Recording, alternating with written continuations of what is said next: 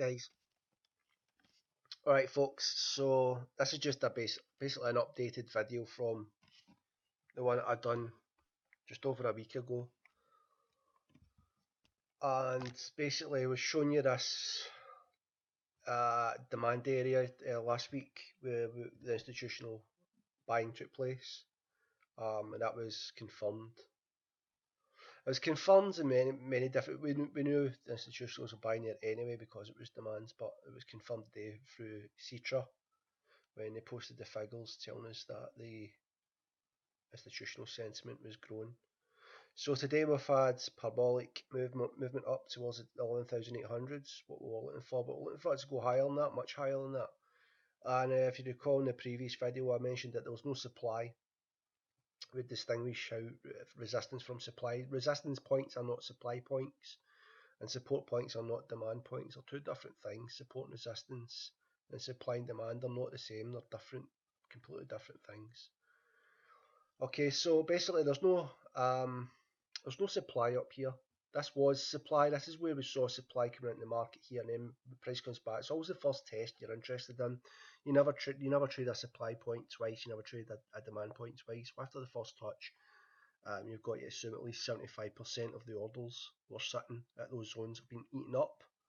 Therefore, there's hardly any orders left on the second attempt and third attempts. Okay, so you never want to trade supply and demand a second or a third time, because again you've always got to assume that the first time that it's retested that it's eaten the vast majority of the orders that were sitting there. Alright, so this was a supply point here in the market, and then when we came out the first test, it eats the orders and it sells off, and then it just blows straight by it because there's no more orders there. Okay, so it's eating the vast majority of orders.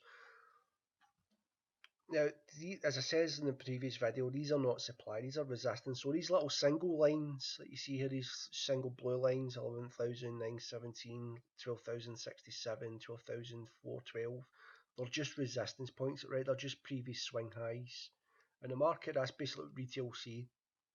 So they see these levels, the price trades up to it, and then they go short and have their stops above it.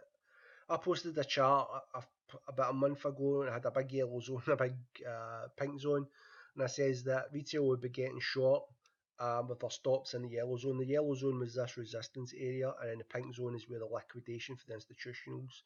You may recall that chart. So you're expecting price to push up into the pink zone and go straight through the yellow zone. Okay. So again, these are just resistance points, and basically these are the areas that retail gets short in the market. So they see price cannot test the previous level, they short it, their stops above it. Basically, institutionals push it up for liquidation in the market. Now, obviously, nothing does move in a straight line, as we can clearly see in the chart here. Nothing does move in a straight line.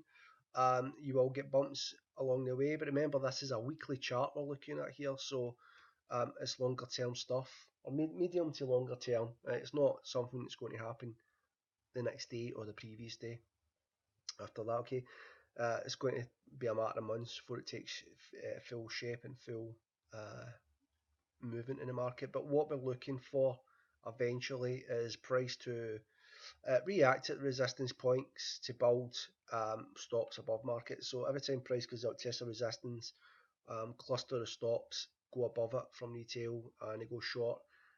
So basically what the market will be looking for, you'll get dips in the market from the resistance points, but the market is just enticing more sellers into the market. The people who've already been stopped out will re-enter the market because they think it's went even higher than it should be. Okay, so they think it goes high, they sell it, they get stopped out, it goes higher, so then try and short it again, stops above, it goes higher, stops them out, then they assume, oh, it's went far too high this time, so they short it again, and so on and so on and so on. And then eventually they do turn bullish, and by that time the institutionals have already liquidated and got out the market. Okay, and basically that's basically what's going to happen at these levels. So a price, every time it tests one of these levels, we'll see clusters of stops and clusters of orders. We'll get initial reactions down into demand zones that will form from now onwards on intraday charts and daily charts, and those will be your buying opportunities when you retest those demand points. We'll look at those shortly. But overall, what your strategy is, medium to long term, is keep buying the dips in the market to the demands.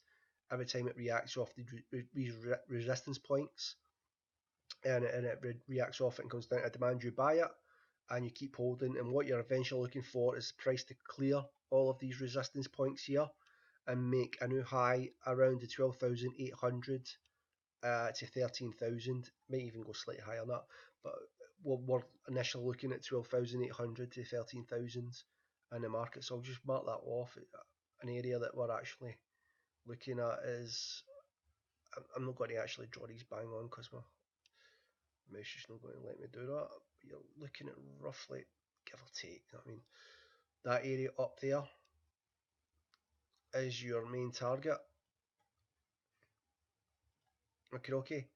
So eventually price will bust um, these points here, these resistance points, but we will get initial reactions off of them, and there will be fresh demand points getting formed along the way, and that's your buying opportunities, or continued buying opportunities until we eventually clear all of these single lines here that you see here. The 11,917, the 12,067, the 12,004, 12. Until we clear all of those, you're buying dips in the market, and then your main target is round about 12,800 to 13,000 when it puts in a brand new high on the DAX. Okay. But as I says, we're feeding off of demand. We're not testing any supplies because there aren't any supplies, just resistance points. All right, but we see profit taking come out of market, but there'll just be buying opportunities on the dips. This is the weekly chart you're looking at. And this is the weekly demand that we tested last week, that I highlighted on my video, and you can see the demand has continued on up to the first resistance point. Now at 11,808, if you just skip, that's what it's currently banging off of today. So we may actually get a reaction off of there the rest of the week, and you'll be looking to buy into the market. We'll look at the demand in a minute, but we'll just look at why this is a resistance point.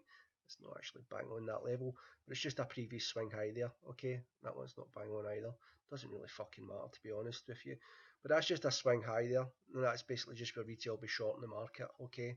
Now, if we do get rejections off of there, buying opportunities, if we skip down to a daily chart, for instance, we can see where the demand came in. So we had demand down here on the weekly chart, and then fresh demand coming into the market here as well.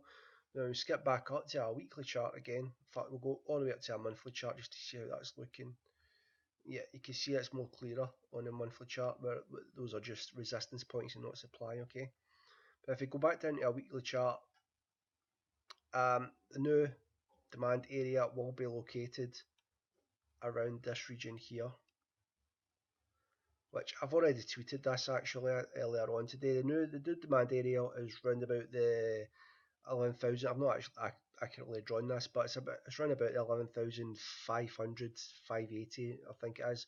I'll actually tweet a more accurate zone later on after the market close today, but you're actually looking at that little consolidation there where it tested demand and then fresh demand came in. You're looking at roughly about 11,500 to 580 as a potential demand zone, but there will be fresh demands getting actually formed on an intraday basis and a daily basis as well. So if we sit down to a daily chart, we don't actually have any on the daily chart yet for demand. I guess this will tie in with the weekly chart anyway, around that 11,580 area. On the hourly chart and the 4-hour chart more so, we'll be looking for demand zones to get formed over the coming days and possibly into next week. So when we start getting rejections off of these resistance points and we start forming demand lower down around these regions, then you'll be looking for a lot of pushes back up to retest the areas, and then rejections back down into the demands for the first tests. It's the first test you want to be buying. But as I says, those will eventually form, and I'll tweet them as they come along. But overall, you're looking for all of these single levels here to be tested and eventually cleared over the coming months, and the eventual move up to that 12,800 and 13,000 area as well on the DAX, because we've got no supplies whatsoever to suggest otherwise.